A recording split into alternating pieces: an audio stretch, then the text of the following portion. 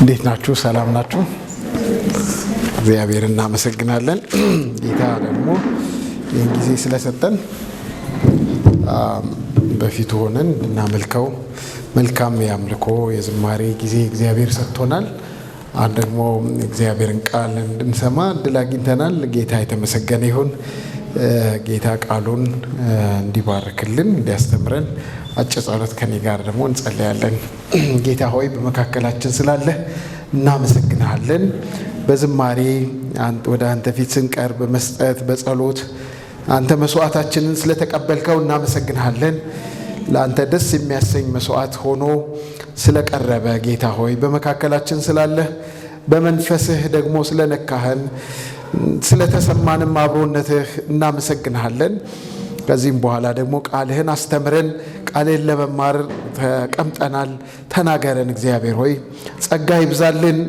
በልባችንን ከፍተን እንድናዳምጥህ ጌታ ሆይ በስጋችንም ደግሞ እንደዚሁ በነቃ ሁኔታ ሳንደክም እንድንሰማ ጸጋ እንዲበዛልን እንለምንሃለን።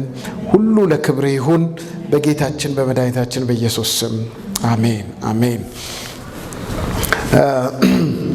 ሰሞኑን እንግዲህ ዓለማችንን ትኩረት በጣም የሳበ ሁላችንም እየተከታተል ነው ያለ አንድ ትልቅ ክስተት አለ። ይሄ ክስተት የመካከለኛው ምስራቅ ውጥረት ነው። መካከለኛው ምስራቅ አካባቢ ውጥረት አለ። በየዕለቱ ስለዚያ ውጊያ ዜና እንሰማለን። ዜና የምትሰሙ አላችሁ ብዬ ተስፋ አደርጋለሁ። የፖለቲካ ውጥረቱ፣ ወታደራዊ ግጭቱ በጣም ለየት ያለ ደግሞ የሚያደርገው ከፍተኛ የሆነ የስለላ ጦርነት ነው። ይሄ ጦርነት በጣም በዜና እየሰማ ነው ያለነው ጦርነት አንድ ተለቅ ያለ ለየት ያለ ጦርነት ነው። ለየት ያለ ይመስላል። በአይነቱ ለየት ያለ ነው። ከዓለም ጦርነቶች እስካሁን ከተደረጉ ከፍተኛ የሆነ ስለላ ያለበት እና በግልጽ የሚታዩ ወታደሮች የሌሉበት ጦርነት አይደል? በእኛ እስካሁን ወታደር አላየንም። በውጊያው ውስጥ እኔ አላየሁም። በዜና ነው ከታተል ብዙ ላልከታተል እችላለሁ፣ ግን ታንኮች አልታዩም፣ ጠመንጃ ምናምን አልታየም። አብዛኛው ውጊያ እየተካሄደ ያለው ከጀርባ በኩል ነው። በአይን በማይታይ ሁኔታ ነው ጦርነቱ እየተካሄደ ያለ። መሳሪያዎች ሄደው የሆነ ሀገር ላይ ጥፋት ሲያደርሱ የሆነ ቦታ ላይ ሰዎች ውጤታቸው ይታያል። ስለዚህ በጣም ውስብስብ የሆነ በአይን የማይታይ የሳይበር ጦርነት ይመስላል። የሳተላይት ስለላ ያለው ኢኮኖሚን የሚያዳክም በቃ የውክልናም ጦርነት ይመስላል። ለየት ያለ እንደሆነ እኔ ተገንዝቤ ብዙ ውትድርና ጦርነት ምናምን አላውቅም። ስለሱም ለመንገር አይደለም የመጣሁት። ግን ስለዚህ ጦርነት ስናስብ የክርስትና ሕይወትም እንደዚሁ የትግል ሜዳ እንደሆነ ይሰማኛል። እንደሱ ነበር ሳስብ የነበረው። የክርስትና ሕይወትም ጦርነት አለበት። በጣም የረቀቀ እንደዚህ አይነት የረቀቀ ጦርነት እየተካሄደ ያለ ይመስለኛል። በጣም የረቀቀ ጦርነት ነው እያካሄዱ ያሉት። እንግዲህ ጦርነት ይሁን የታወጀ ጦርነት አይመስልም፣ ግን በመካከለኛው ምስራቅ ከፍተኛ ውጥረት አለ እና ይሄ ግን ስለ መንፈሳዊ ጦርነት እንዳስብ አድርጎኛል። ሰሞኑን ስለ መንፈሳዊ ውጊያ እንዳስብ አድርጎኛል። የክርስትና ሕይወት የጦርነት ሕይወት እንደሆነ እንዳስብ አድርጎኛል።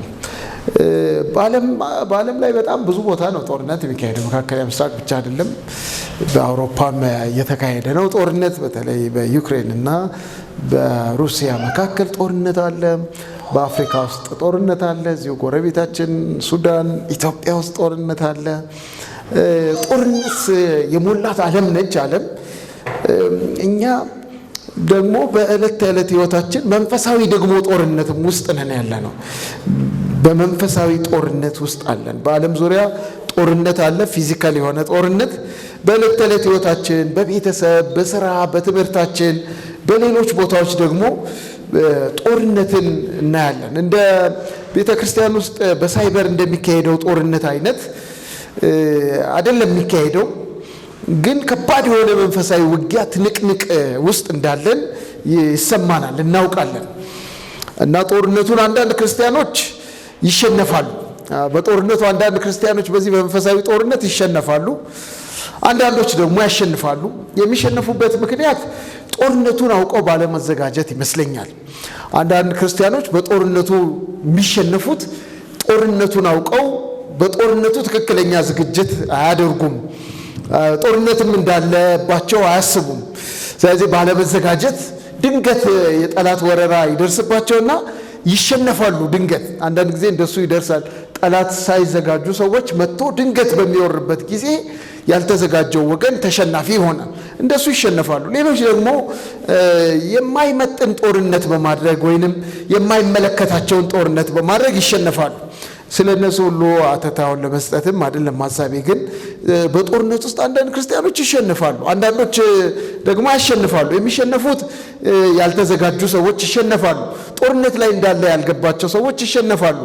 ወይንም ደግሞ የማይመለከታቸውን ጦርነት እየተዋጉ የሚመለከታቸው ጦርነት ያልፋቸውና ይሸነፋሉ። አንዳንዶች በማይመጥን መሳሪያ ይገባሉ ጦርነት ውስጥ፣ በማይመጣጠን መሳሪያ። አንዳንዴ በጦርነት የጦርነት ኢቫሉዌሽን ላይ እንደሱ ይባላል። ተመጣጣኝ የሆነ የጦር መሳሪያ ተጠቅሟል ወይ፣ ተመጣጣኝ ያልሆነ ይባላል። በጠላትና በተዋጊዎች መካከል ያለው የጦር መሳሪያ ተመጣጣኝ ነው ተመጣጣኝ አይደለም ተብሎ ይገመገማል። ተመጣጣኝ ባልሆነ የጦር መሳሪያ አንዳንዶች ይዋጉና ይሸነፋሉ። አንዳንዶች ጠላቶቻቸውን ለይተው ባለማወቅ ይሸነፋሉ። ጠላቶቻቸውን ለይተው ባለማወቅ ተመሳስለውባቸው ጠላቶች የነሱ አካል መስለው ስለሚገቡ ይሸነፋሉ። አንዳንዶች መንፈሳዊ ጦርነትን በራሳቸው ኃይል ደግሞ የሚያሸንፉ ይመስላቸውና የኃይል እጥረት ይገጥማቸውና ይሸነፋሉ። ነገር ግን መጽሐፍ ቅዱሳችን በተለይ ዛሬ የምናየው ኤፌሶን ምዕራፍ 6 ላይ በጣም የምታውቁት ነው። መጽሐፍ ቅዱሳችን ስለ መንፈሳዊ ውጊያ፣ ስለ መንፈሳዊ ጦርነት ይናገራል። መጽሐፍ ቅዱስ ስለ መንፈሳዊ ጦርነት፣ ስለ መንፈሳዊ ውጊያ ያስተምረናል፣ ስለ ትግል ያስተምረናል። ይህ ምዕራፍ 6 ሐዋርያው ጳውሎስ ለኤፌሶን ሰዎች የመጨረሻው የጻፈው መልእክቱ ላይ ነው የምናገኘው። የተለያየ ተግባራዊ ሕይወታቸውን እንዴት መምራት እንዳለባቸው ከዶክትሪን ባሻገር ማወቅ የሚገባቸውን ነገሮች የተለያዩ ትምህርቶችን ከምዕራፍ 4 ጀምሮ ሲሰጣቸው ይቆይና ስለ ቤተሰብ፣ እርስ በርስ ስላላቸው ግንኙነት፣ በመንፈሳዊታቸው ስለማደግ፣ ስለ ተግባራዊ ሕይወት፣ ስለ ቤተሰብ ሕይወት የመሳሰሉትን እየሰጠ ምዕራፍ 6 ቁጥር 10 ጀምሮ እንደዚህ ይላል። በቀረውስ በጌታና በኃይሉ ችሎት የበረታችሁ ሁኑ ይላቸዋል። በቀረውስ በጌታና በኃይሉ ችሎት የበረታችሁ ሁኑ፣ የዲያብሎስን ሽንገላ ትቃወሙ ዘንድ እንዲቻላችሁ የእግዚአብሔርን ዕቃ ጦር ሁሉ ልበሱ። መጋደላችን ከደምና ከሥጋ ጋር አይደለምና ከአለቆችና ከሥልጣናት ጋር፣ ከዚህ ዓለም ከጨለማ ዓለም ገዢዎች ጋር፣ በሰማይ ስፍራ ካለ ከክፉ መንፈሳውያን ሰራዊት ጋር ነው እንጂ ይላል። ስለዚህ በክፉ ቀን ለመቃወም ሁሉንም ፈጽማችሁ ለመቆም እንድትችሉ የእግዚአብሔርን ጦር ዕቃ አንሱ ብሎ ይናገራል። ይሄ ክፍል ስለ መንፈሳዊ ጦርነት እንድናውቅ የተጻፈ ክፍል ይመስለኛል። ስለ መንፈሳዊ ውጊያ እንድንሰለጥን የተጻፈ ክፍል ይመስለኛል። ሐዋርያ ጳውሎስ ስለ እንዴት በመንፈሳዊ ሕይወታቸው መበርታት፣ ማደግ፣ መጠንከር እንዳለባቸው፣ ማገልገል እንዳለባቸው፣ እርስ በርስ ያላቸውን ግንኙነት፣ የቤተሰብ ግንኙነት፣ የአለቃ የሰራተኛ ግንኙነት የመሳሰሉ ሌሎችም ዝርዝር የዕለት ተዕለት ሕይወት ውስጥ የሚያስፈልገውን ነገር ሲናገር ቆይቶ እንግዲያው በዚህ ሕይወት ውስጥ በመንፈሳዊ ሕይወት እድገት ውስጥ በመንፈሳዊ ሕይወት ኑሯችን ውስጥ ደግሞ መንፈሳዊ ጦርነት የሚባል አለ፣ መንፈሳዊ ውጊያ የሚባል ነገር አለ። እሱን እንድታውቁ ፈልጋለሁ በማለት ስለ ጦርነት መመሪያ ይሰጣል። መጽሐፍ ቅዱሳችን ስለ መንፈሳዊ ጦርነት መመሪያ ይሰጠናል፣ ስትራቴጂ ያሳየናል፣ ዘዴውን ያሳየናል፣ የውጊያ ስልቱን ያሳየናል። ይህ ክፍል እንዴት እንደምንዋጋ ይናገራል፣ እንዴት እንደምናሸንፍ ይናገራል፣ መታጠቅ ስለሚገባን የጦር መሳሪያ ይናገራል፣ እንዴት አድርገን በውጊያ ስልት አውጥተን መዋጋት እንዳለብን፣ የጠላታችንን ማንነት፣ ስለ ጠላታችን የመሳሰሉት ዝርዝር ነገሮች በዚህ ክፍል ውስጥ ሐዋርያው ቅዱስ ጳውሎስ ሲሰጣቸው እናያለን። አይ ቲንክ እነዚህ ሰዎች የተለየ ጦርነት ውስጥ ያሉ ሳይሆን ለሁሉም ክርስቲያኖች የሚሆን ጦርነት ውስጥ ያሉ ሰዎች ናቸው። መንፈሳዊ ውጊያ ውስጥ ያሉ ሰዎች ናቸው። ነገር ግን በተለያየ ምክንያት ሳያውቁ ቀርተው፣ ስለ መንፈሳዊ ውጊያ ሳያውቁ ቀርተው፣ ስለ ጦር መሳሪያቸው ሳያውቁ ቀርተው፣ ስለ ጦር ስልት ሳያውቁ ቀርተው፣ ስለ ውጊያ ስልት ሳያውቁ ቀርተው ተሸናፊ እንዳይሆኑ ወይንም ደግሞ በጦርነት ውስጥ በመዛል መንፈሳዊ ሕይወታቸው እንዳይፈከረክ በማሰብ ሐዋርያው ቅዱስ ጳውሎስ ትምህርት ይሰጣቸዋል ወይም መጽሐፍ ቅዱስ ያስተምራቸዋል። ይህ ክፍል እንግዲህ እንዳነበብኩት የሚጀምረው በቀረውስ በጌታና በኃይሉ ችሎት የበረታችሁ ሁኑ በማለት ይናገራል። እንግዲያውስ በቀረውስ ተዋጊዎች ናችሁ፣ እንግዲያውስ በቀረውስ እናንተ ጦረኞች ናችሁ፣ ወታደሮች ናችሁ አይነት ይመስላል። በጌታና በኃይሉ ችሎት የበረታችሁ ሁኑ፣ በርቱ ይላል ማለት ነው። መበርታት አለባችሁ። በማያቋርጥ መንፈሳዊ ጦርነት ውስጥ ናችሁ፣ በማያቋርጥ ትግል ውስጥ ናችሁ፣ በማያቋርጥ ውጊያ ውስጥ ናችሁ፣ በርቱ ይላቸዋል። በማያቋርጥ መንፈሳዊ ጦርነት ውስጥ ስለሆኑ ከመበርታት በስተቀር ሌላ ምርጫ የላቸውም። ከመበርታት በስተቀር ሌላ ምርጫ የላቸውም። እንደሱ ይባላል። በቃ ጦርነቱን ከጀመረ አንድ ሰው ከመበርታት በቀር ሌላ ምርጫ የለው። አለዚያ ጦርነቱን መሸነፉን አምኖ እርቅ ይለምናል፣ ተውኝ ብሎ አማላጅ ሊልክ ይችላል። ነገር ግን ጦርነቱን እችላለሁ ብሎ የገባ ሰው፣ ትግሉን እችላለሁ ብሎ የገባ ሰው ከመበርታት ውጭ አማራጭ የለውምና በርቱ ይላቸዋል። መበርታት ያስፈልጋቸዋል፣ መበርታት ይገባቸዋል ይላቸዋል። ምርጫ የላቸውም። ከመበርታት በስተቀር ሌላ ምርጫ የላቸውም። አስተያየትም አይደለም። ሳየው ይሄ ክፍል ትእዛዝ ይመስለኛል። ትእዛዝ ነው። በርቱ የሚለው በጌታ በኃይሉ ችሎት የበረታችሁ ሁኑ የሚለው አስተያየት አይደለም፣ እንደ ኦፒኒየን አይደለም፣ ሰጀሽን አይደለም፣ ትእዛዝ ነው። ይሄ ክፍል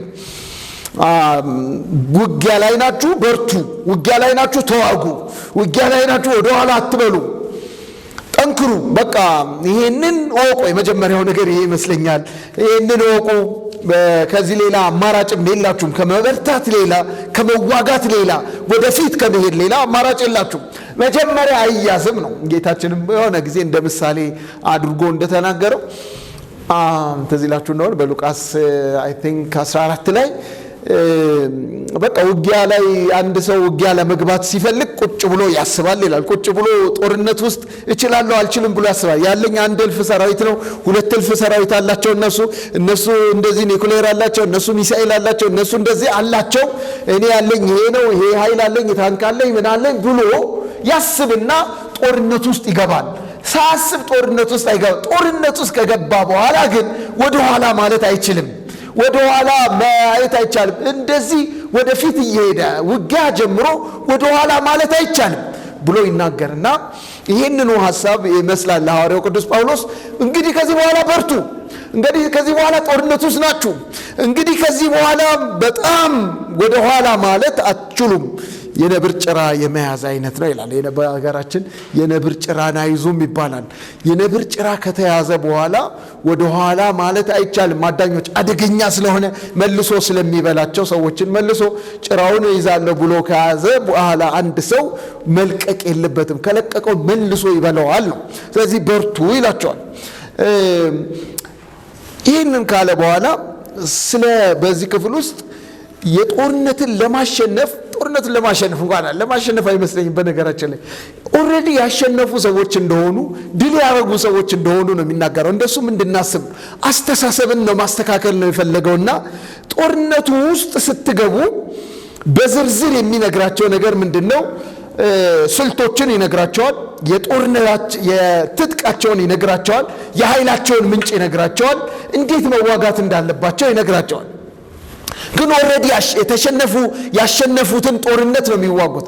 ኢንተረስቲንግ ነው። እንዴት እንደሆነ አላውቅም። ይህ በኋላ እንናገራለን።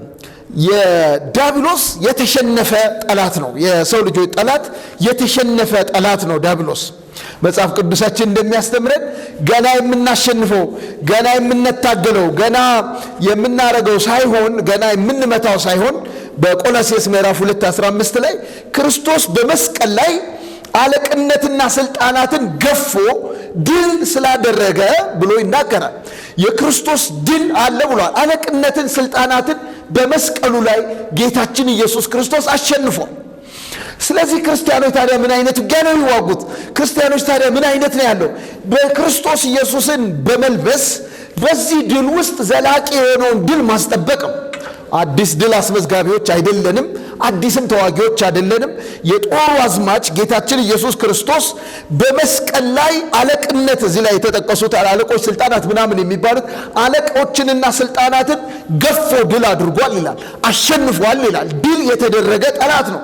ስለሆነም የተጠራ ነው ድሉን ይህንን የኢየሱስ ክርስቶስን ድል በወንጌል እምነት አማካኝነት ለማወጅና የክርስቶስን ባህሪ በመልበስ የተሸነፈው ጠላት እንደገና መሸነፉን ለማወጅ የተሸነፈው ጠላት የሚሞክረው ሙከራ የማይሳካለት እንደሆነ ለማየት ለማሳየት የምናደርገው ጦርነት ነው።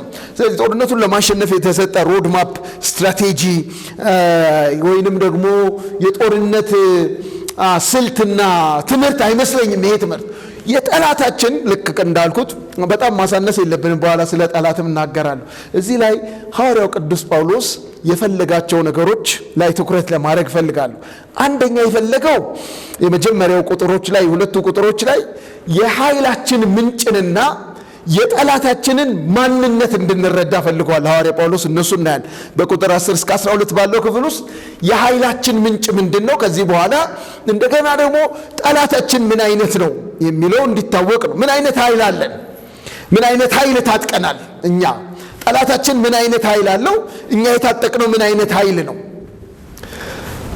ምን መሳሪያ አለ? አሁን ለምሳሌ አይ ዶንት ኖ ያው ቀደም እንዳልኩት የጦርነት ሰሞን ስለሆነ የጦርነት ወሬ ብዙ እንሰማለን እና ብዙ አይምሮአችን ጋር ቶሎ የሚመጣው የኢራን፣ የአሜሪካ፣ የእስራኤል፣ የምናምን ሚድል ኢስት ምናምን ይመስለኛል ከራሻና ከዩክሬን። ግን ይኸው አሜሪካኖች አሁን እያሉ ያሉት ኦኬ ኒውክሌር ታጥቃ ቢሆን ኖሮ 6 ወር ቆይተን ቢሆን ኖሮ ባለፈው ጥቃት ነው በርግጥ 6 ወር ቆይተን ቢሆን ኖሮ ያንን ጥቃት ባንወስድ ኖሮ ኢራን የምትባለው ሀገር የኒውክሌር ጦር መሳሪያ ባለቤት ትሆን ነበረ።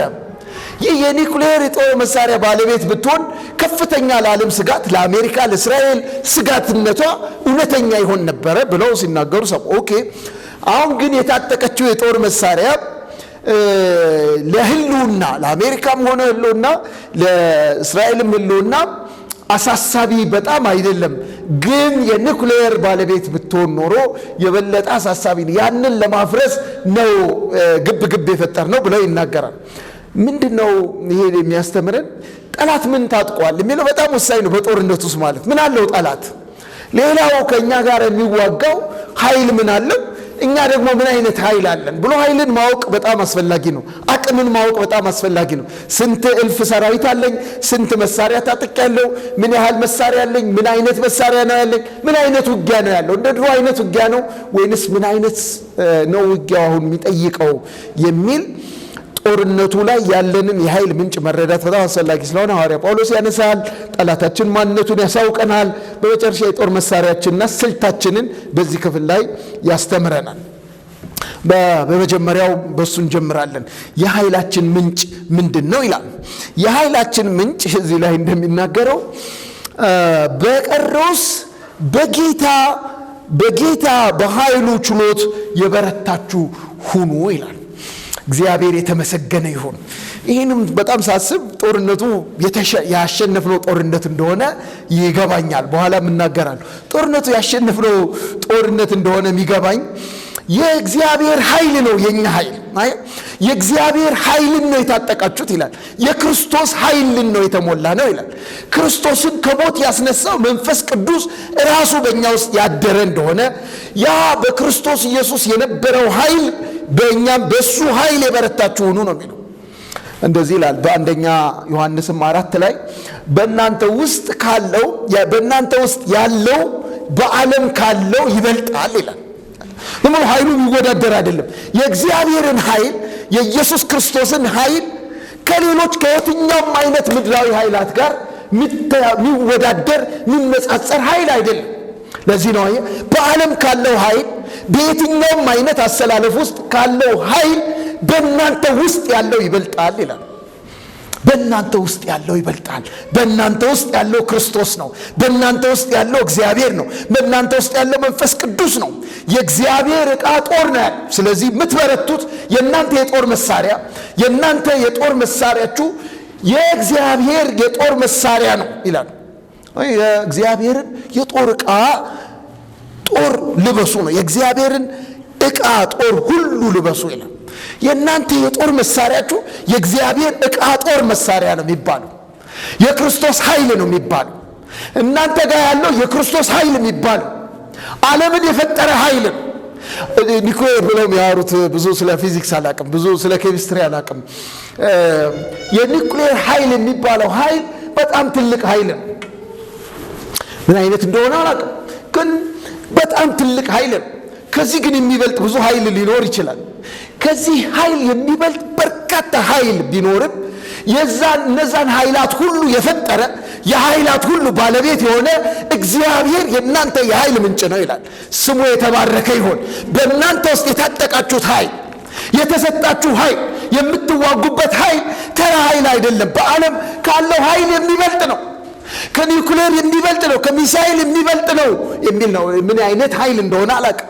በጣም አስደናቂ ኃይል እንደሆነ አውቃለሁ። የኒውክሌር ኃይል በጣም የሚገርም እንደሆነ፣ አገርን የሚያጠፋ ዓለምን የሚያጠፋ ኃይል እንደሆነ ይናገር። ከዚህ የበለጠ ደግሞ ኃይል በዩኒቨርስ ውስጥ አለ። ዩኒቨርስ እንዳይገጫጭ የሚያደርገው ኃይል በጣም አስደናቂ ኃይል ነው። አሜን። በፕላኔቶች እየተገጫጩ እንዳይጠፉ የሚያደርግ እርስ በርስ እየተገፋፉ አንዱ ባንዱ ይሽከረከራል። አንዱ ባንዱ ሲሽከረከር፣ በአንዱ ዙሪያ ሲሽከረከር፣ በፀሐይ ዙሪያ ሲሽከረከር፣ ምድር በራሷ ዛቢያ ሲሽከረከር፣ ሌሎች ፕላኔቶች ሁሉ ሲሽከረከሩ ለምንድን ነው ስበው እርስ በርስ የማይጋጩት? በዛ ውስጥ ያለ ኃይል እግዚአብሔር ያስቀመጠው ኃይል አለ እንዲገፋፉ የሚያደርግ በጣም አስደናቂ ኃይል ነው። ፊዚክስ ስትማሩ ተምራችሁታል። እኔ ብዙ አላቅም ብያለሁ። በጣም አስደናቂ ኃይል አለ ቢገፋፉበት ፕላኔቶች እንዳይጋጩ የሚያደርግ ሄዶ እንዳይፈጠፈጡ የሚያደርግ። አሁን ያለነው በጣም የሚገርማችሁ በአየር ላይ ነው ያለነው። መሬት የምትባለው ፕላኔት ያለችው በአየር ላይ ነው። ስፔስ ላይ ነው ያለነው። ምንም አይነት የሚይዛት ነገር የለም። ማን ያዛት? ኢንፋክት እንደሱ ልናስብ እንችላለን። እንዴት ነው ከዚህ ሁሉ በላይ የሆነ ታላቅ ኃይል አለ ማለት ማይገባን ትልቅ ኃይል ዩኒቨርስ ላይ የሚሰራ ኃይል አለ። የዛ ኃይል ፈጣሪ የሆነ እግዚአብሔር የኃይል ምንጫችሁ ነው ይላል መጽሐፍ ቅዱስ። በክርስቶስ ኢየሱስ በጌታ በኃይሉ ችሎት የበረታችሁ ሁኑ ይላል። የምትበረቱት በጌታ ኃይል ነው ይላል። ውስጣችሁ የሚሞላው የጦር መሳሪያችሁ የእግዚአብሔር የጦር ዕቃ ነው፣ የጦር መሳሪያችሁ ይላል። ይሄንን ይዞ የሚሸነፍ ካለ እንግዲህ መነጋገር ይቻላል። ይሄንን የጦር መሳሪያ ይዞ ይሄንን ኃይል ይዞ የሚሸነፍ ኃይል የሚባል የለም ነው። ምንም ኃይል በፊቱ የማይቆም ሁሉ በሱ የተፈጠረ ኃይላት ሁሉ በሱ የተፈጠሩ የትኛውም አይነት ኃይል በእግዚአብሔር ቁጥጥር ስር የሆነ እግዚአብሔር የእናንተ የጦር ኃይላችሁ እሱ ነው። በኋላም ደግሜ ይናገራል። የእግዚአብሔርን የጦር ዕቃ ሁሉ ልበሱ ይላል። ይሄ ነው የኃይል ምንጫችሁ፣ የጥንካሬያችሁ ምስጢር በጌታና በኃይሉ ችሎት መበርታት ነው ይላል። የጥንካሬያችሁ የውጊያችሁ አሸናፊ የሚያደርጋችሁ ኃይልን የምታገኙት ከጌታ ስለሆነ ነው። የኃይል ምንጩ ራሳችሁ ብትሆኑ ልትሸነፉ ትችላላችሁ። የኃይል ምንጫችሁ የሚያስታጥቃችሁ ራሻ ቢሆን ልትሸነፉ ትችላላችሁ። የሚያስታጥቃችሁ ኢራን ቢሆን ይወድማል ማለት ነው። የኢራን መሳሪያ ወደመ። አሁን የተለያዩ ኃይሎችን ታስታጥቅ ነበር። እስራኤልን የሚያጠቁ ኃይሎችን፣ አመፀኞችን ታስታጥቅ የነበረች ሀገር ነች። ከዚህ በኋላ ምናልባት እነዚህ ሀገሮች የሚያስታጥቃቸው የመሳሪያቸው ሶርስ ሊጠፋ ይችላል። ኃይል የሚያገኙት ከዛ ነበር። የጦር መሳሪያ ከዛ ነበር የሚያገኙት። የተለያዩ ነገሮች አሁን ለምሳሌ መብራት ጠፍቷል። መብራት የኃይል ምንጭ ነው። ስልኮቻችንን ቻርጅ የምናደርገው በኤሌክትሪክ ኃይል ነው። እንደ ሳውንድ ሲስተማችን ይሰራ የነበረው በኤሌክትሪክ ኃይል ነው። የእናንተ ኃይል ምንጭ ሚለው እንደሱ ነው። የራሳችሁ ኃይል ምንጮች አይደላችሁ። ከኤሌክትሪክ ኃይል አይደለም የሚገኘው። ኃይል የምናገኘው ከኤሌክትሪክ አይደለም።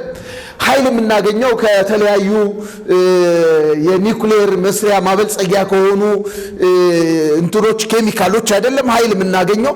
የራሳችሁም አይደላችሁም የኃይል ምንጭልና የኃይል የምታገኙት ከጌታ ጋር ነው። ከጌታ ነው ኃይል የምታገኙት። ኃይል ተቀባይ ናችሁ። በጣም ጦርነቱ እንዴት እንደሆነ በደንብ እንድናስብ ያስፈልጋል። ኃይል ግን መሞላት ያስፈልጋል። በኋላ የሚናገረው በጌታ ኃይል የበረታችሁ ሁኑ ይላል። ቻርጅ መደረግ አለበት ማለት ነው። ከጌታ ጋር ያለው ግንኙነት በጣም ወሳኝ እንደሆነ ለጦርነቱ ያሳያል። አንድ ሰው ኮኔክትድ ሆኖ ኢነርጂ ኃይልን ከሚያገኝበት ጋር የተገናኘ ከሆነ የመንፈሳዊ ኃይሉ አቅሙ ሁል ጊዜ የተሞላ ይሆናል። ኃይል ተቀባይ ስለሆነ ጦርነቱ የጌታ ነው። እኛ በጌታ ውስጥ ነው መሆን ያለብን። እሱን መልበስ ነው እኛ የሚጠበቅብን ብሎ ይናገራል። ከዛ ቀጥሎ ስለ ጠላታችን ይናገራል። በኋላም እመለሳለሁ። ስለ ጠላታችን ዲያብሎስ ይላል፣ ስሙን ይጠራዋል። የጠላታችን ማወቅ ያስፈልጋል ብሎ ይናገራል። ትግላችን፣ ጦርነቱ ከደምና ከስጋ ጋር አይደለም ይላል።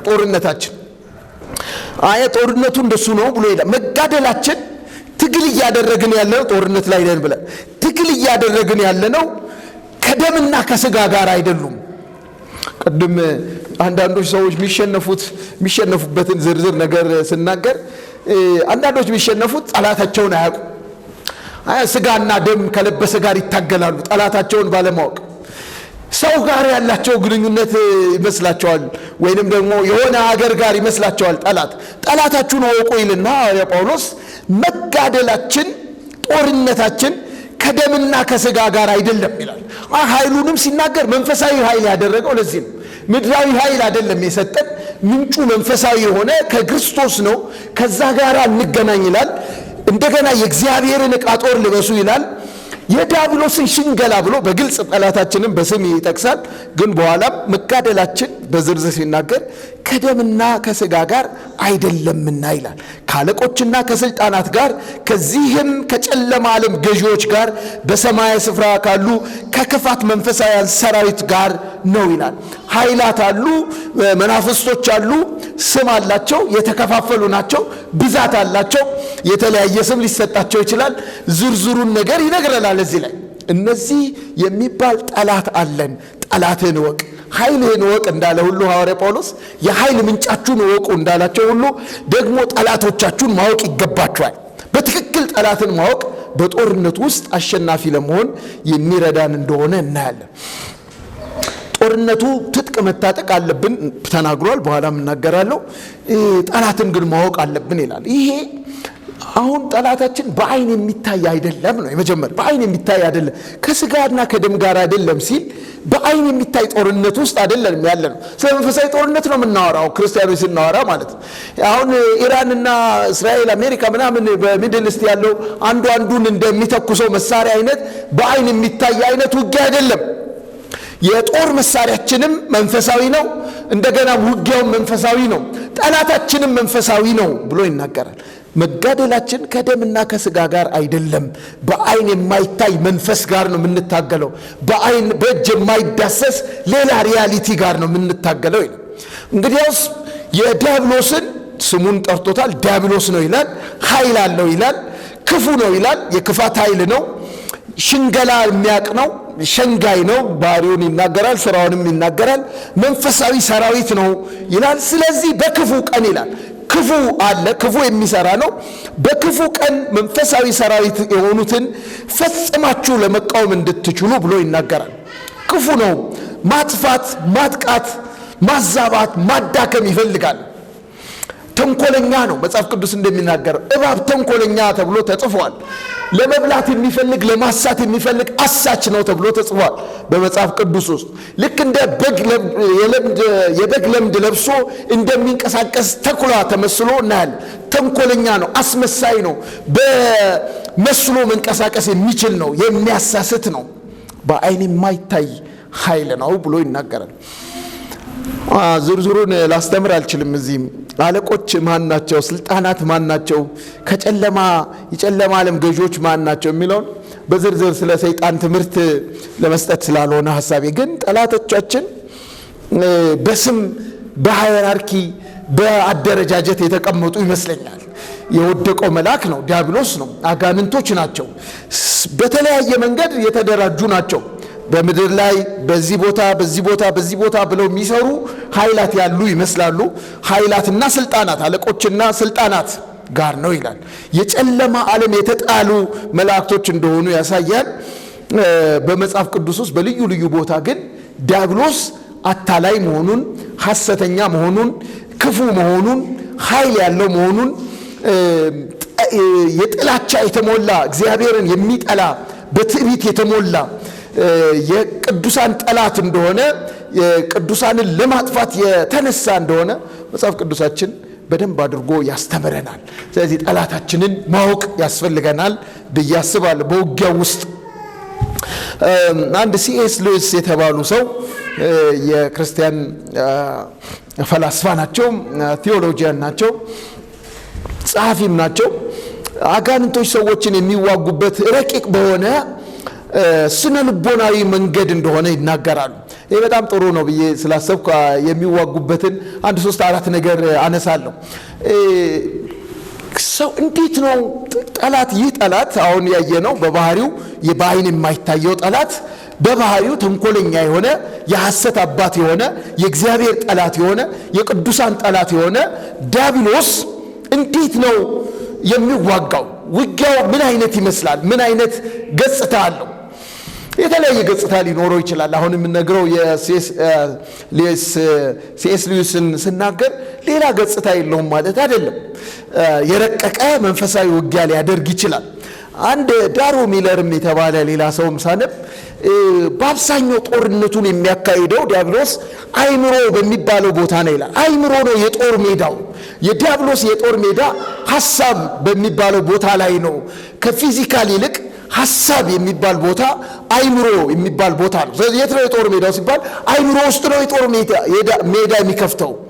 ጦርነቱ እየተካሄደ ያለው ልክ እንደዚህ ቦታ ነው ብለን ብንናገር አይምሮ ሐሳብ ላይ ነው ማለቱ ነው ዳሮ ሚለር የሚባለው። ስለዚህ ሐሳብ ነው ጦርነት። የዲያብሎስ የጦር መሳሪያው ወይንም ውጊያው ስልቱ ሐሳብ ላይ ያተኮረ ነው ለማለት ፈልጎ ነው። C.S. ሉዊስ ደግሞ ሰዎችን የሚዋጋው ረቂቅ በሆነ ስለ ልቡናዊ መንገድ ነው ይላል። የመጀመሪያው የጦርነት የውጊያው ስልት ወይንም የረቀቀው ውጊያ ትኩረትን ማዛባት ነው ይላል። ትኩረት ያዛባል። ምን ማለት ነው?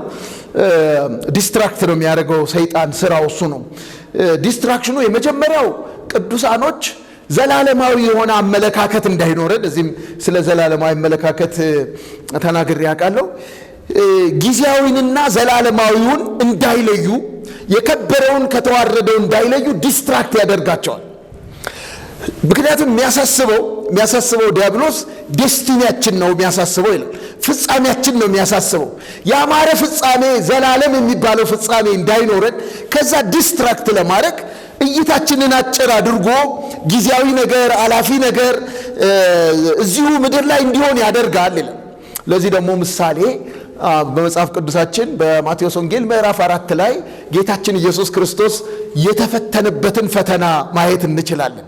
ጌታችን ኢየሱስ ክርስቶስ በኋላ ማነሳዋል። በጣም የተፈተነው ፈተና እያንዳንዱን በጥንቃቄ ብናየው የተፈተነበት ፈተና ይዞት የመጣውን ታላቁን ተልእኮ ወይንም ተልእኮ የመጣበትን ለሰው ልጆች የመሞት ፍጻሜው እሱ ነው። ለሰው ልጆች መስዋዕት ሆኖ በመስቀል ላይ ለመሞት የመጣበትን ነገር ዲስትራክት አድርጎ ለማስቀረት ዲያብሎስ የፈተነው በሱ ነው።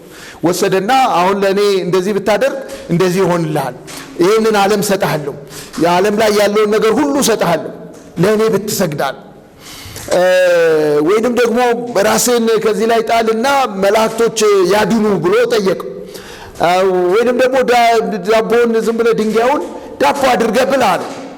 እግዚአብሔር በሕይወቱ ኢየሱስ ክርስቶስ በሕይወቱ እንዲያልፍ ወይንም በኢየሱስ ክርስቶስ መንገድ የእግዚአብሔር ዕቅድ እንዳይሳካ ዲስትራክት ለማድረግ ከእግዚአብሔር መንገድ ለማውጣት እግዚአብሔር የሰጠውን ተልእኮ ጥሎ ወደ ሌላ ነገር እንዲያዘነብል ጊዜያዊ ወደ ሆነ ነገር እንዲያዘነብል በሆዱ ፈትኖ ሊያሰናክለው የፈለገው አይነት ዲስትራክሽን ነው የሚለው። ይሄንን ዲስትራክሽኑ ፊዚካልም ሊሆን ይችላል፣ ግን ዲስትራክሽኑ መንፈሳዊ ይዘት ያለው ከእግዚአብሔር ፈቃድ የማውጣት ከእግዚአብሔር ዘላለማዊ እቅድ ውስጥ የማውጣት ያንን ዘላለም የሚባለው ፍጻሜ መልካም የሆነው ፍጻሜ ሰዎች እንዳያገኙ ነው ይላል።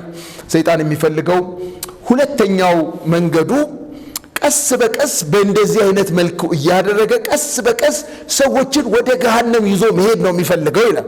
ሰይጣን የሚፈልገው ግለሰብ ክርስቲያን ይሁን ቤተ ክርስቲያን ይሁን በድንዛዜ ውስጥ ሆኖ በድንዛዜ ውስጥ ገብቶ የቀዘቀዘ ክርስቲያን ሆኖ ድንዛዜ ውስጥ ገብቶ ኢቨንቹዋሊ ደግሞ ከመንፈሳዊ ሕይወቱ መቀዝቀዝ የተነሳ ከጌታ መስመር ወጥቶ ሃይማኖት አለው ክርስቲያን ነኝ ይላል፣ ሃይማኖት አለው የሆነ ነገር ነኝ ይላል፣ ግን ሕይወት የሌለው ሆኖ ደርቆ ከእግዚአብሔር መንግስት እንዲወጣ ለማድረግ ነው። ቀስ በቀስ ወደ ገሃነም ይዞ ብቻውን እንዳይገባ የተዘጋጀለትን ነገር ሌሎችን ደግሞ መሰብሰብ ነው ይላል።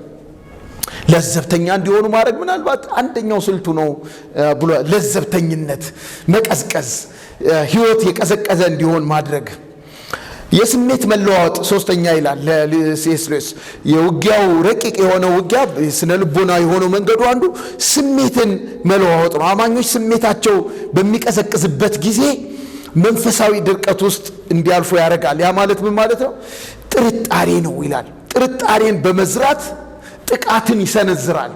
የመጀመሪያው ዲያብሎስ ሰውን የፈተነበት በኋላም እናየዋለን። ሰውን መጀመሪያ መጥቶ የፈተነበት እግዚአብሔር ከተናገረው ነገር ሰው እግዚአብሔር የተናገረውን እንዲጠራጠር ማድረግ ነው። በነገራችን ትልቁ መሳሪያው እሱ ነው።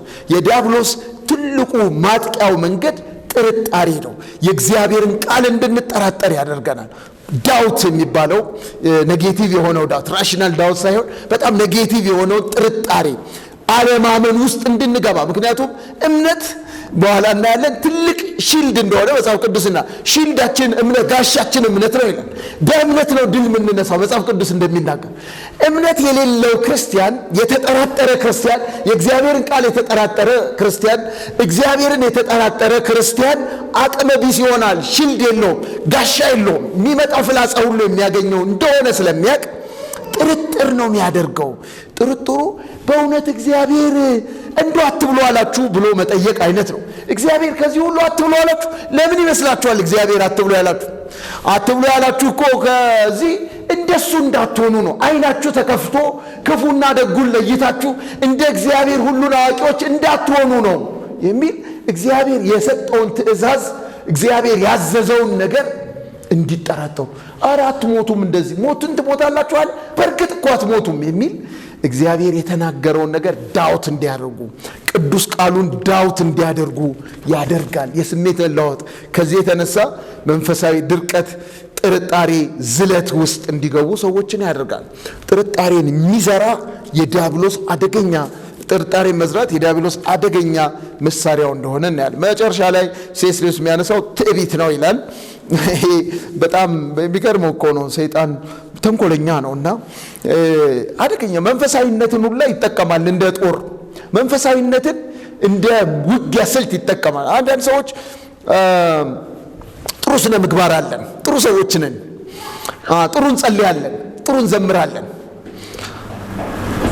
በቃ ያንን ይሄው እንዴት መጥፎ ይሆናል? ይሄ የውድቀት መሳሪያ እንዴት ይሆናል? ጥሩ ነገር መጸለይ፣ ጥሩ መስበክ፣ ጥሩ ማስተማር፣ ጥሩ ስነ ምግባር ያለው ሰው መሆን መንፈሳዊነትን ተጠቅሞ ሰዎች ትዕቢተኞች እንዲሆኑ ያደርጋል። ሲጀመርም የወደቀበትን አስቡ። ዲያብሎስ የወደቀው በትዕቢት ነው። በእግዚአብሔር እመሰላለሁ በልዑል እመሰላለሁ አለ።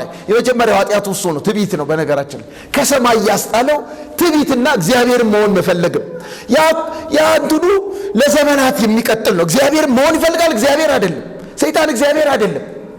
ሉሲፈር እግዚአብሔር ሆኖ አያውቅም። እግዚአብሔርን መሆን ፈለገ፣ ግን ደግሞ በመለኮት እመሰላለሁ ብሎ ትዕቢት ውስጥ ገባ። እኔ እግዚአብሔር ነኝ አለ።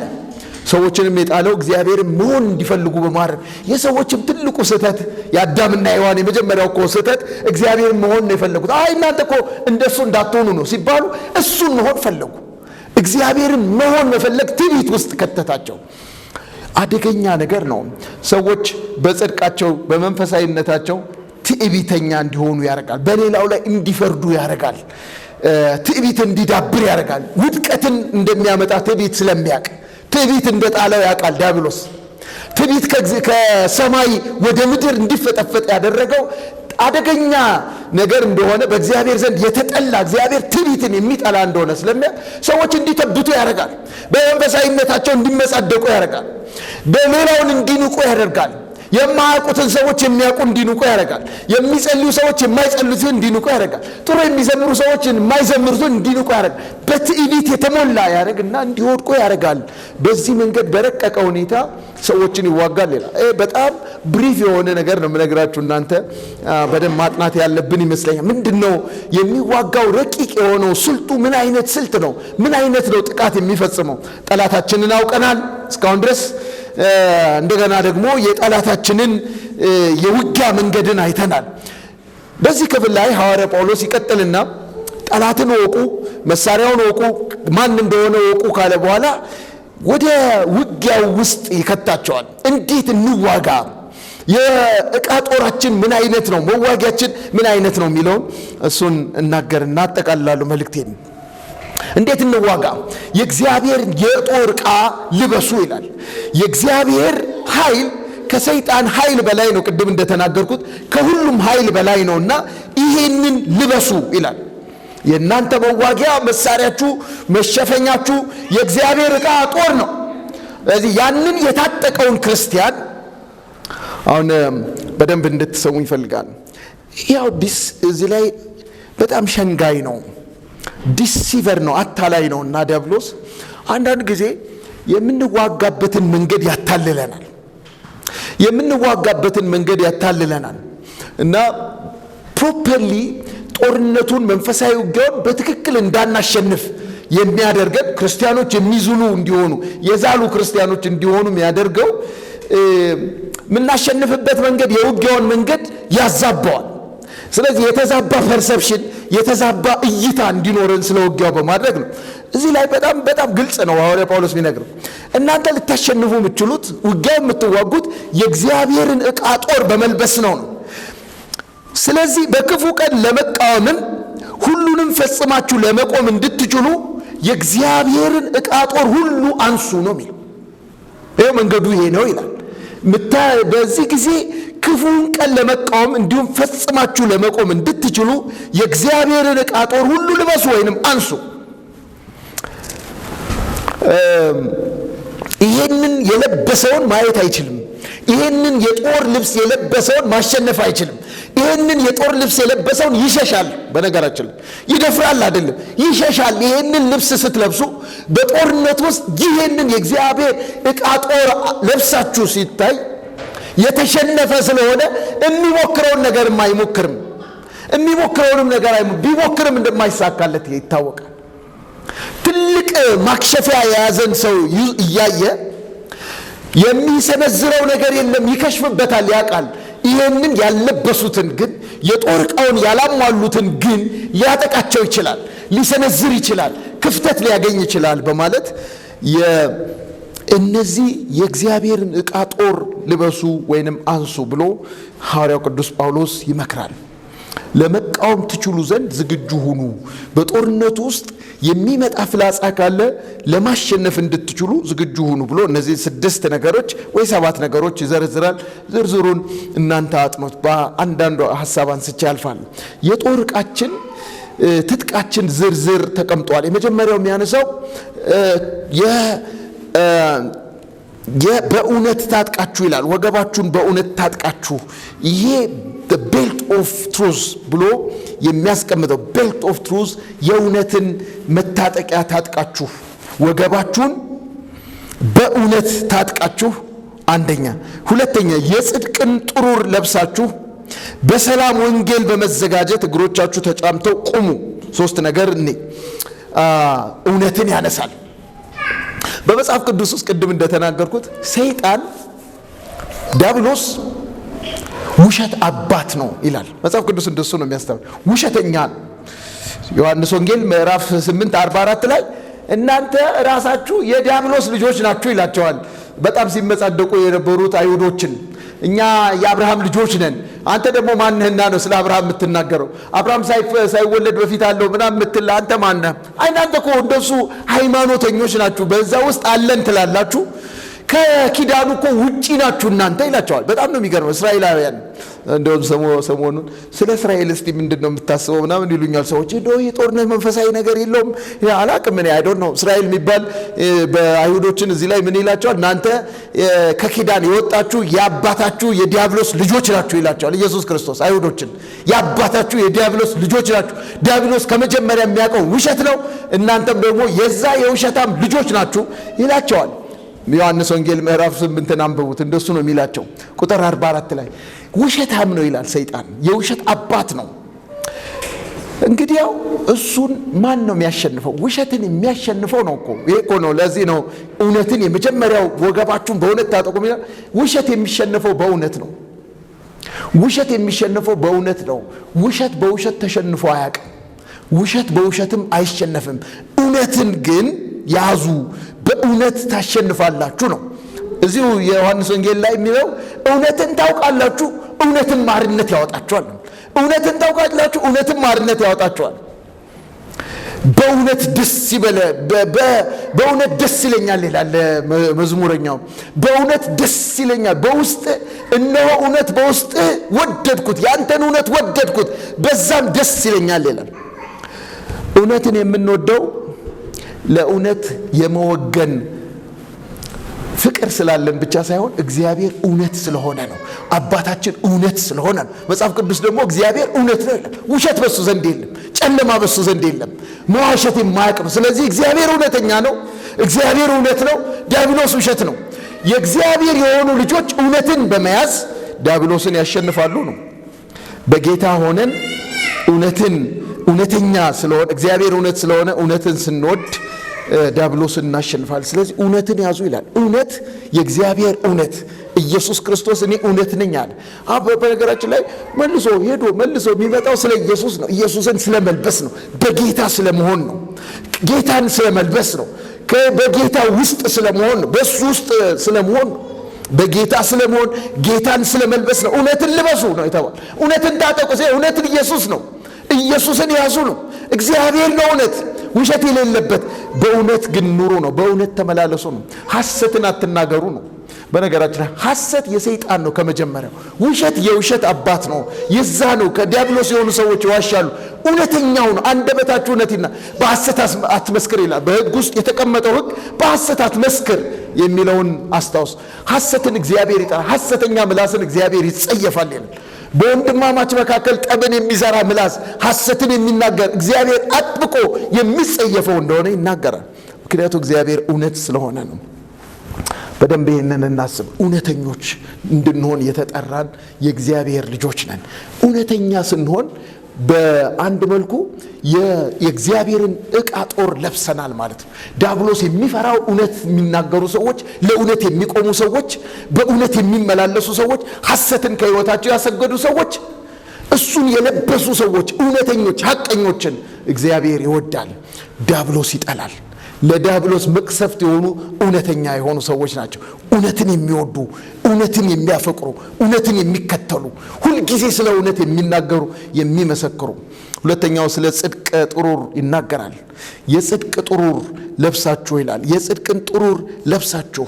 ይሄ ሐዋርያ ጳውሎስ በነገራችን ላይ በእስር ቤት ሆኖ የጻፈው አይደለ? ይሄ መልእክት በእስር ቤት ሆኖ የጻፈው ነው እና ብዙ የመጽሐፍ ቅዱስ አዋቂዎችን መጽሐፍ የጻፉትን ሳነብ ሐዋርያ ጳውሎስ ኢንስፓየርድ የሆነው እዛ እስር ቤት ውስጥ ጠባቂዎቹ የሮም ወታደሮችን እያየ ይህንን መልእክት የጻፈው የሮም ወታደሮች አለባበስን እየተመለከተ ነው የጻፈው። ለዚህ ነው ወዲያውኑ በጣም በጥሩ ሁኔታ ምስላዊ በሆነ ሁኔታ ሌሎች እንዲረዱት በሚችሉ ሁኔታ የወታደሮችን አለባበስ ነው የገለጸው። በተለይ የሮም ወታደሮች እስር ቤት ሲጠብቁ የነበሩ ወታደሮች አለባበሳቸው እንደዚህ ነበር። ዘብ የሚቆሙ ሰዎች የታጠቁ ናቸው። ቀበቶ አላቸው፣ መታጠቂያ የደረታቸውን የሚሸፍኑበት።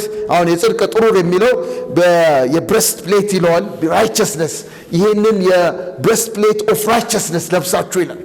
ደረታቸውን የሚሸፍኑበት እንደኛ ሀገር ቡሌት ፕሩፍ የሚያደርጉ ውስጥ የሚያደርጓቸው ጥይት ወደ ደረታቸው እንዳይገባ የሚያደርግ አይነት ጥሩር ያንን ለብሰው ይቆማሉ።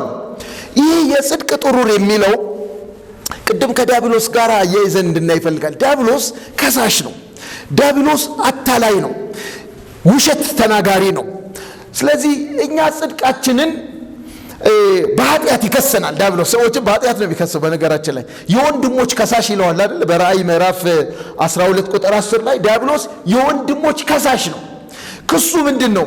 ስራው መክሰስ ነው። ሁል ጊዜ ብዙ ነገር ነው የሚከሰን። ይህንን ብዬ መናገር አልችልም። በደለኛ ነህ፣ ኃጢአተኛ ነህ፣ አልዳንክም፣ አልጸደክም፣ እንደዚህ ሆነሃል፣ ደክመሃል፣ አልቆልሃል የሚል የክስ መዓት ይደረድራል። በክርስቶስ ኢየሱስ ያገኘነውን ጽድቅ እንድንጠራጠር መልሶ ዲያብሎስ መልሶ ጽድቁን የኛ ያደርገዋል። በክርስቶስ ያገኘነውን ጽድቅ፣ በክርስቶስ የዳነውን ድነት መጽሐፍ ቅዱስ እንደሚናገረው እኛ በእርሱ ሆነን የእግዚአብሔር ጽድቅ እንሆን ዘንድ ኃጢአት ያላወቀውን እግዚአብሔር ስለ እኛ ኃጢአት አደረገው ብሎ በክርስቶስ ሆነን የጸደቅነውን እኛ አዚፍ የኛ ጽድቅ እንደሆነ የሚያኖርን አዚፍ የኛ ጽድቅ እንደሆነ በእግዚአብሔር ፊት የሚያቆመን ባለፈው እንደተናገርኩት በዕብራውያን ላይ እንዳየነው የሚያቆመን የኛ ጽድቅ እንደሆነ ድካማችንን ይነግረናል። እንደዚህ በለው ነው የሚለው። እንግዲያው በክርስቶስ ኢየሱስ ላሉት ኩነኔ የለባቸውም የጸደቅን ጻድቃን ይለናል መጽሐፍ ቅዱስ። ጽድቃችን ግን የኛ አይደለም፣ የሥራችን ውጤት አይደለም፣ የባህሪያችን ውጤት አይደለም። ጽድቃችን ራሱ ኢየሱስ ክርስቶስ ነው። በመስቀል ላይ ኃጢአት ያላወቀውን ኢየሱስ ክርስቶስን ስለ ኃጢአት ሲቀጣው እኛ በእርሱ ሆነን ጻድቃን እንድንሆን ጻድቅ እንድንሆን ነው ይላል መጽሐፍ ቅዱሳችን። ስለዚህ ይህንን ድነታችን ጋር የተገናኘ ነው። የጽድቅ ጥሩር የሚለው የጽድቅ ጥሩርን ለብሳችሁ የሚለው ይህ በድነታችን ጋር የተገናኘ ነው። የምንለብሰው ኢየሱስ ክርስቶስ የኢየሱስን ጽድቅ፣ የእኛ ጽድቅ የሚታይበት ሳይሆን የኢየሱስ ጽድቅ ነው የሚታየው። የኢየሱስ ጽድቅ ነው የሚከላከለው። የእኛ ጽድቅማ እንደ ምናምን ነው፣ እግዚአብሔር የማይወደው አይነት ጽድቅ ነው። መልካምነታችን አላዳነንም። ሰው በስራው አይድንም፣ ሰው በስራው አይጸድቅም። ይህ ክስ ሲመጣ የኔ ጽድቅ ኢየሱስ ክርስቶስ ነው እንድንል ነው። ኢየሱስን ለብሰን ጽድቃችን ኢየሱስ ነው። ምን ኮንፊደንሳችን በእግዚአብሔር ፊት የሚያቀርበን ኮንፊደንስ ኢየሱስ ክርስቶስ ስለኔ ሞቷል። ኮንፊደንስ እግዚአብሔር እኔን ጻድቅ አድርጎ ለመቁጠር ጽድቅ ኃጢአት የማያውቀውን ኢየሱስ ክርስቶስን እንደ ኃጢአት ቀጥቶታል የሚለው ኮንፊደንስ ነው። ከዛ ደግሞ አሁን በክርስቶስ ስላለው ኩነኔ የለብኝም ነፃ ነኝ የሚለውን ሐሳብ ድነታችንን መያዝ አለ። ድነቱን የሚጠራጠር መዳንን የሚጠራጠረው ሰው አታክ ያደርጋል። ተሸናፊ እንዳይሆን ነው ሐዋርያ ጳውሎስ የሚናገረው። ሶስተኛ የሰላም ወንጌልን ተጫምተን ይላል። የሰላምን ወንጌል ተጫምተን ጫማ ያስፈልጋል። እንቅስቃሴ የምናደርግበት የወታደር ልብስ አይነትና ይሄ ወንጌል ነው ይላል። ወንጌል ሰዎችን ሰላም የሚሰጥ ስለሆነ ሰላም ያገኘነው ስለሆነ የወንጌል ስራን መስራትንም የሚያሳይ ይመስለኛል። ወንጌል መስበክን፣ ወንጌል መናገርን፣ ስለ ኢየሱስ መናገርን የአንዱ ምንጫማው ምንለብሰው ነገር እንደሆነ ይናገራል። የእምነትን ጋሻ አንሱ ይላል። በሁሉም ላይ ጨምራችሁ የሚንበለበለውን የክፉን ፍላጻ ሁሉ ልታጠፉ የምትችሉትን የእምነትን ጋሻ አንሱ። ስለ እምነት ትንሽ ልናገር። አሁንም ጦርነቱ ላይ የኛ ጦርነት አይደለም። ቅድም እንዳለው የኃይል ምንጩም እኛ አይደለን፣ ለብሰንም የምንታየው እኛ አይደለን። እኛ እንዲያውም እዛ ውስጥ ስንገባ ነው ጦርነቱ የምንሸነፈው። እኔ ያለው ስንል፣ እኔ ነኝ ስንል፣ የኛ ጉልበት፣ የኛ ጽድቅ፣ የኛ ጸሎት፣ የኛ መንፈሳዊነት ስንል በጦርነቱ ውስጥ ተሸናፊ እንደምንሆን ግን እምነታችን በእግዚአብሔር ላይ እንዲሆን ይናገራል። የእምነትን ጋሻ አንሱ ይላል። በእግዚአብሔር መተማመንን ጋሻችን በእምነት ላይ ያለ በእግዚአብሔር ላይ ያለ መተማመን፣ እግዚአብሔር ይጠብቀናል የሚል፣ እግዚአብሔር አምላካችን ያድነናል የሚል፣ እግዚአብሔር አምላካችን ይሟገትልናል የሚል፣ ከእግዚአብሔር የተወለዱ ሁሉ ዓለምን አሸንፈዋል ይላል። ከዛስ በኋላ ምን ይላል? ዓለምን የሚያሸንፈው ምናችሁ ነው ይላል? እምነታችሁ ነው ዓለምን የሚያሸንፈው። ከእግዚአብሔር የተወለዱ ሁሉ ዓለምን አሸንፈዋል ዮሐንስ ነው የሚለው እና ዓለምን ያሸነፈው ደግሞ እምነታችሁ ነው ይላል። በእምነት ድል መንሳት ስለ በዕብራውያንም ላይ ያሉት እንደሱ ነው የሚናገር። እነዚህ እንደ ደመና በዙሪያችን ያሉ ሰዎች በእምነት ድል እየነሱ የኖሩ ሰዎች አመኑ እግዚአብሔርን።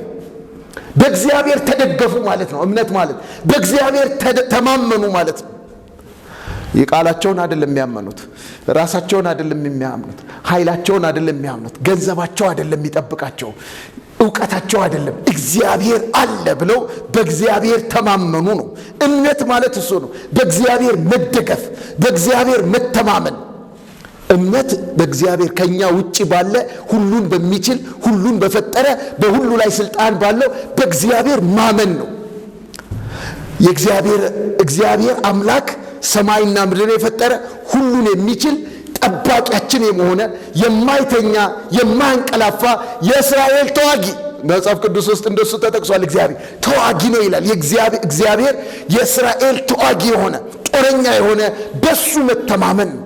ጦሩ የኔ አይደለም፣ ውጊያው የኔ አይደለም፣ ሰልፉ የኔ አይደለም፣ የእግዚአብሔር ነው ብሎ በእግዚአብሔር መተማመን ያ ሺልዳችን ነው ይላል። ሺልድ ኦፍ ፌዝ የሚለው እሱ ነው። በእግዚአብሔር መተማመን፣ በእግዚአብሔር መደገፍ። በራስ ማስተዋል አትደገፍ ይላል። በእውቀትህ አትደገፍ። በራሱ የሚታመን ሰው፣ ስጋ ለባሹን የሚታመን ሰው እርጉም ነው ይላል መጽሐፍ ቅዱስ። እንደሱም ነው ይላል። ስጋ ለባሹን ምርኩዝ የሚያደርግ ሰው እርጉም ሰው ነው። ስጋ ለባሹን የሚታመን ሰው የሚደርቅን ዛፍ የሚመስል አይነት ሰው ነው። እምነት የሌለው በእግዚአብሔር ላይ እግዚአብሔር እምነቱ የሆነ በእግዚአብሔር የሚታመን ሰው ግን በወንዝ ዳር እንደተተከለ ዛፍ ነው ይላል። ምንም አይነት በድርቅ ጊዜ የማያሳስበው ሁል ጊዜ የማያቋርጥ ሰፕላይ ያለው ነው በእግዚአብሔር የሚታመን ይላል። እግዚአብሔርን መታመን ለቅዱሳኖች ምርጫም አይደለም። የምንኖረው በእምነት ነው። የምንንቀሳቀሰው በእምነት ነው። በእግዚአብሔር ላይ ባለ መደገፍ ማለት ነው። እግዚአብሔርን ደስ የምናሰኘው በእምነት ነው። መጽሐፍ ቅዱሳችን ብዙ ስለ እምነት ይናገራል። የመዳን ራስ ቁር፣ ቅድምም መዳንን አንስተናል። የመዳን ራስ ቁርን ደግሞ ልበሱ ይላል። አሁንም ራስ የሚሸፈነው የመዳን ራስ ቁር የመንፈስንም ሰይፍ ያዙ ይላል። የመዳን ራስ ቁርን ልበሱ። የሐሳብ ጦርነት ነው ብያለሁ። ማይንድ ነው። የመዳን ራስ ቁር የሚለው ራስ መከለል አለበት። ኢንፋክት አደገኛም ቦታ ስለሆነ ራስ የሚከለልበት የራስ ቁር አለ። እሱ መዳናችሁ ነው ይላል። አንድ ሐሳብ ላይ የሚመጣ ጦርነት እሱ መዳናችሁ ነው። የዳነ ሰው የዳነ ጦርነቱ እዚህ ላይ ስለሆነ ድነትን መጠበቅና መያዝ ያስፈልጋል። ለድነታችን ቦታ መስጠት ያስፈልጋል። የመዳን ራስ ቁር ስለሚል የድነታችንን መዳናችንን ትልቅ ነገር የሆነ በክርስቶስ ያገኘነውን አዲስ ሕይወት፣ በክርስቶስ ያገኘነውን ጽድቅ፣ በክርስቶስ የተገኘውን ሕይወት ቸል ማለት አይገባንም። እሱን አጥብቀን እንድንይዝ ነው የሚናገር። ምክንያቱም እሱ ዋና የራሳችን መከላከያችን እሱ ነው። እሱ ደግሞ በስራ አይደለም። ቅድም እንዳልነው ድነታችን በስራ አይደለም፣ በኃይል አይደለም፣ በገንዘብ አይደለም፣ በእውቀት አይደለም። በእግዚአብሔር ጸጋ በእምነት ነው የዳን። ጸጋው በእምነት አድኗቸዋል። ማንም አይመካይ። ግን እሱ ያስደንቃል። የዳነው ደግሞ የጸጋው ክብር ይመሰገን ዘንድ ነው ይላል። እንድናመሰግን፣ እንድንይዘው፣ እንድንደነቅበት ትልቅ ነገር እንደሆነ እንድናስብ፣ የዳንበት ትልቅ መዳንን እንድናስብ፣ የወጣንበትን ጨለማ እንድናስብ፣ ያመለጥነውን ወጥመድ እንድናስብ፣ ከየት ወጥመድ እግዚአብሔር እንዳዳነን ያንን ድነታችንን እንያዝ። ያ የጠላት እንዳያገኘን ሐሳብን አግኝቶ እንዳያሸንፈን ትልቅ መከላከያችን ነው ይላል ሐዋርያ ጳውሎስ። የመዳን ራስ ቁር፣ ከዛ የመንፈስንም ሰይፍ ያዙ። እሱም ደግሞ የእግዚአብሔር ቃል ነው። የመንፈስን ሰይፍ ደግሞ ያዙ። እስካሁን ያየናቸው ብዙዎቹ ነገሮች የመከላከያ ነገሮች ናቸው። እስካሁን ያየናቸው እውነት መከላከያ ነው። ቀበቶ ጋር የተያያዘ ነው። ወደዚህ ወገብ ላይ የሚታጠቅ ወይ ሌሎችን መሳሪያዎች የሚያንጠለጥል ነው። የጽድቅ ጥሩርን ልበሱ ይላል። የመዳን ራስ ቁርን፣ የሰላም ወንጌልን ተጫሙ፣ እምነት ጋሻችሁን ያዙ ይልና አሁን ደግሞ መከላከል ብቻ ሳይሆን ደግሞ የምታጠቁበትን የመንፈስ ሰይፍ የሆነውን ከመከላከያው ጋር አብራችሁ የመንፈስ ደግሞ ሰይፍ የሆነውን ማጥቂያችሁን ያንን የእግዚአብሔርን ቃል ያዙት ይላል። ሰይፉ ደግሞ የእግዚአብሔር ቃል ነው። ማሸነፊያው ደግሞ የእግዚአብሔር ቃል ነው። የምትተኩሱት ደግሞ የእግዚአብሔርን ቃል ነው ይላል። ከእናንተ ወጥቶ የሚሄደው የሚተኮሰው የእግዚአብሔር ቃል ነው። ጌታችን ኢየሱስ ክርስቶስን እናስብ። በማቴዎስ ወንጌል ምዕራፍ 4 ቅድም እንዳልኩት በፈተናው ሁሉ ሰዓት ሲገስጽና ሲጮህ እናየው። በፈተናው ሁሉ ሰዓት ሌላ ነገሮች፣ ሌላ አክሽኖች ሲያደርግ አናይም። ሲምፕሊ የእግዚአብሔርን ቃል ይጠቅስ ነበር። ኢየሱስ ክርስቶስ ሞዴል እኮ ነው ለኛ። ሲምፕሊ የእግዚአብሔርን ቃል ይጠቅስ ነበር። ጀስት የእግዚአብሔርን ቃል፣ ሌላ ማብራሪያ አይደለም፣ ትንታኔ አይደለም፣ ጥልቅ የሆነ እውቀት አይደለም። እንደዚህ ተብሎ ተጽፏል የሚለውን ይጠቅስ ነበር ኢየሱስ ክርስቶስ። እንደዚህ ተብሎ ተጽፏል በመጽሐፍ ቅዱስ ውስጥ። ይኸው ነው ሴክሬቱ። ማሸነፊያ መሳኪያው መንገድ የዚህ ሕግ መጽሐፍ ከአፍህ አይለይ። በቃሉ ምራ፣ በቃሉ አስተዳደር፣ በቃሉ ወስን፣ በቃሉ ተናገር። የሚናገር ቢኖር እንደ እግዚአብሔር ቃል ይናገር ይላል መጽሐፍ ቅዱስ። ማንኛውም ሐሳብ የሚሰጥ ሰው ቢሆን እንደ እግዚአብሔር ሐሳብ ይስጥ፣ እንደ ቃሉ ሐሳብ ይስጥ። የሕይወታችን መመሪያ የሆነው ቃሉ የእምነትም የመንፈስ ሰይፋችን ነው፣ ማሸነፊያችን ነው። እንዴት እንደሆነ አላቅም፣ እንዴት እንደምንዋጋበት አላቅም። ሐዋርያ ጳውሎስ እንደሱ ይላል። ኮንፌስ እንድናደርግ እንደሆነ አላቅም። እንድናውጅ ይሆን የተነሳን የእግዚአብሔርን ቃል እንድናውጅ ይሆን? የእግዚአብሔርን ቃል በጥልቀት በአይምሯችን እንድናሰላስለው ይሆን? አይ ቲንክ ሁለቱም ይሆናል። ቀኑ ሙሉ የምናሰላስለው የእግዚአብሔር ቃል ሊኖር ይገባል። ቃሉን አጥንተን እያሰላሰል ነው ለሰዎች እየተናገር ነው። የምናስበው ሌላ ነገር የሚነግረን አይደል። ይሄ በጣም ጥሩ አባባል ነው። ሰዎች ይላሉ ዓለም የሚነግረን፣ ሰው የሚነግረንን፣ ጋዜጣ የሚለንን፣ ሰይጣን የሚለንን አይደለንም የሚለው አባባል ጥሩ አባባል። እኛ የእግዚአብሔር ቃል የሚለንን ነን።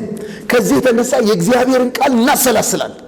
የእግዚአብሔርን ቃል የምናስብበት ምክንያት እኛ ማንነታችን፣ ሕይወታችን በእግዚአብሔር ቃል የተወለደ ስለሆነ ከማይጠፋው ዘር ተወልዳችኋል ሲል ከማይጠፋው ከሕያው ከእግዚአብሔር ቃል ተወልዳችኋል። ዘሩ ይሄ ነው የተወለድንበት። ስለዚህ ይህንን ቃል እናስባለን። የደህንነታችን ምንጭ የሆነውን ነገር ያወቅንበት እሱ ነው። እግዚአብሔርን ያወቅንበት እሱ ነው። የመንፈስ ምግባችን እሱ ነው፣ ቃሉ ነው። ኃይል የምናገኝበት በቃሉ ነው። ሰይፋችንም ቃሉ ነው። ስለዚህ እናሰላስላለን። ጠዋት እናሰላስለዋለን፣ ማታ እናጫወተዋለን፣ እንነጋገረዋለን። ያ የጠላትን ማሸነፊያችን መንገድ ነው። ቃሉን ይፈራል ማለት ነው።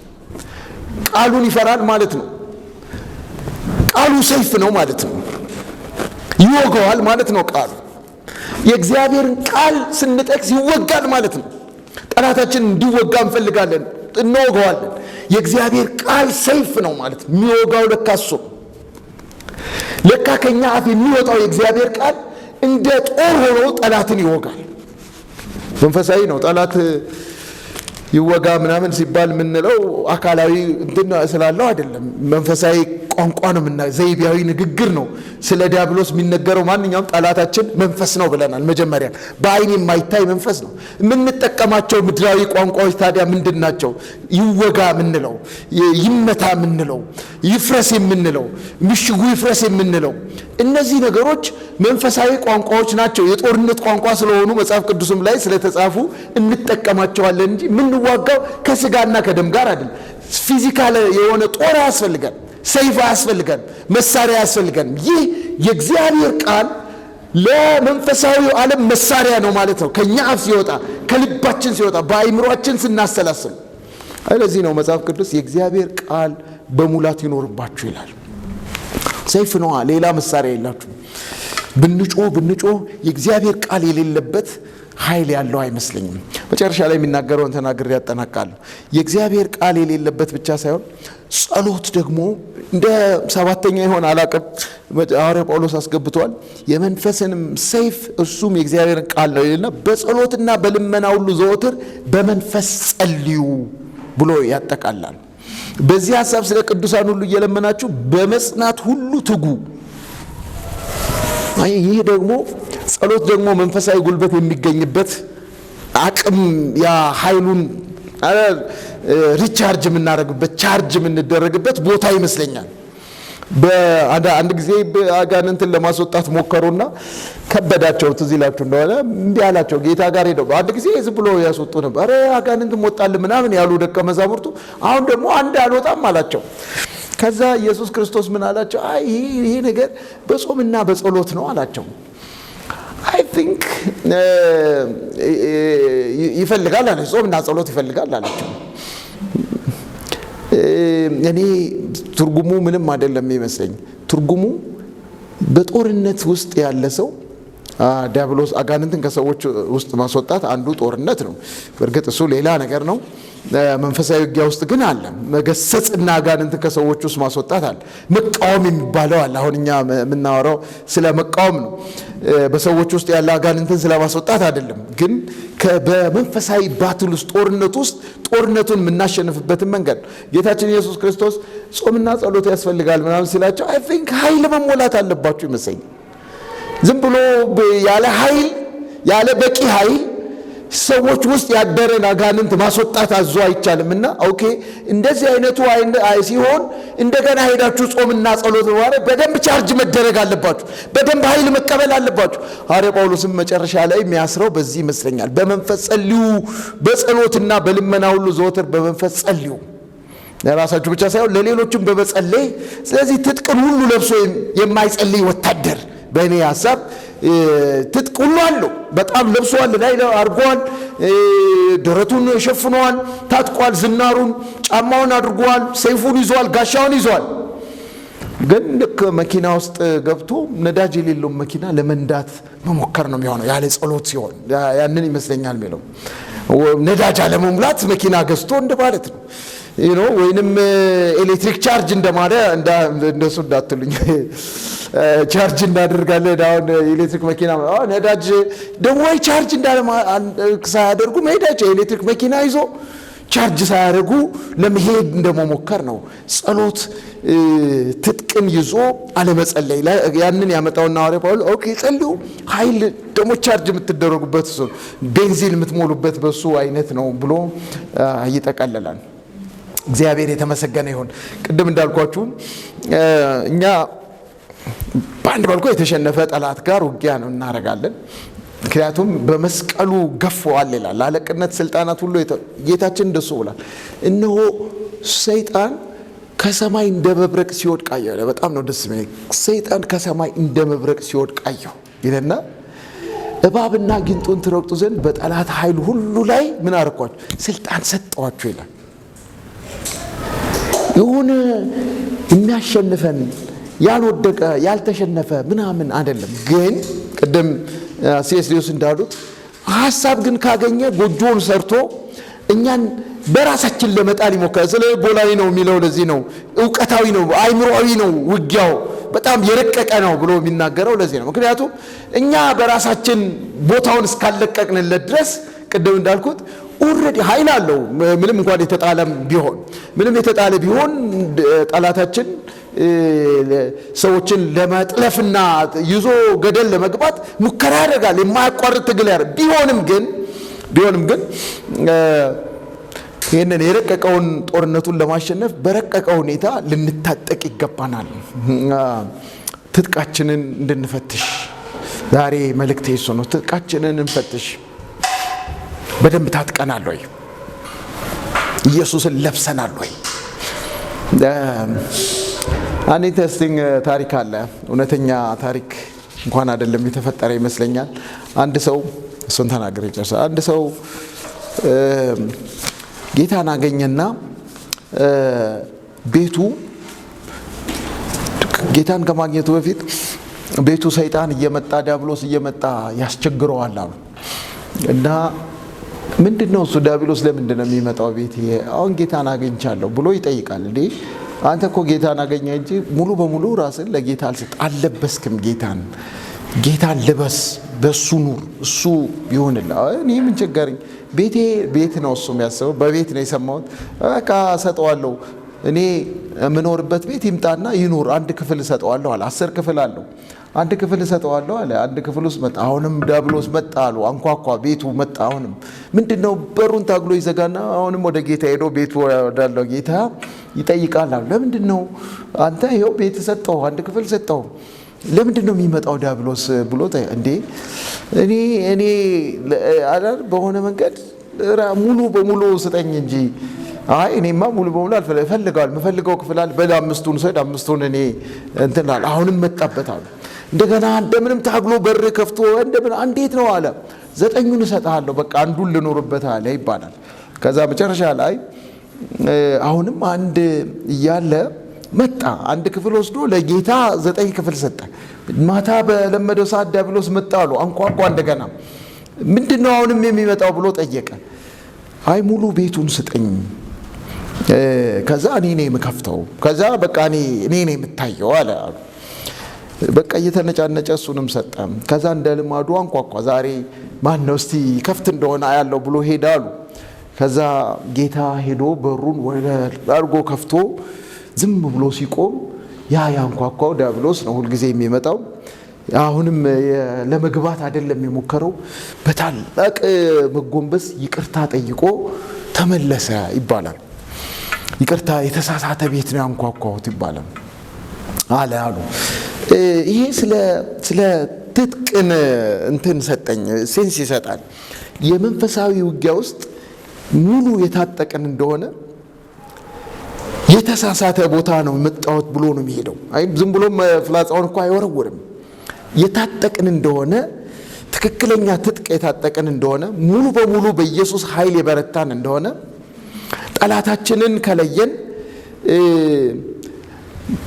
በጣም መፍራት አያስፈልገንም። ምንም መጨነቅም አያስፈልገንም። መስጋትም አያስፈልገንም። ማን ጋር እንደሄደ ማን ጋር እንደሚሄድና የት ጋር ሊያሸንፍ እንደሚችል ስለሚያውቅ ቤታችንን ምልክት ነው ማለት ነው። አየህ ይሄ እንትኑ የወታደር ምልክት ነው እኮ የውጊያ ላይ ብቻ ስላለ ሳይሆን በቃ ምልክቱ አለ። የእግዚአብሔር ሕዝብ ተዋጊ የሆነ አምላክ አለው። የታጠቀው እሱን ነው። አልፎት ነው የሚሄደው፣ ጥሎት ነው የሚሄደው፣ ይሸሸዋል ነው። እግዚአብሔር የተመሰገነ ይሁን። ታጥቀናል ወይ? ጠላታችንን በትክክል እናውቃለን ወይ? ሰይፍ ይዘናል ወይ? ተሞልተናል ወይ? ቃሉን ራሳችንን በዚህ እናያለን። እግዚአብሔር ይርዳን። እንጸልይና እንጨርስ።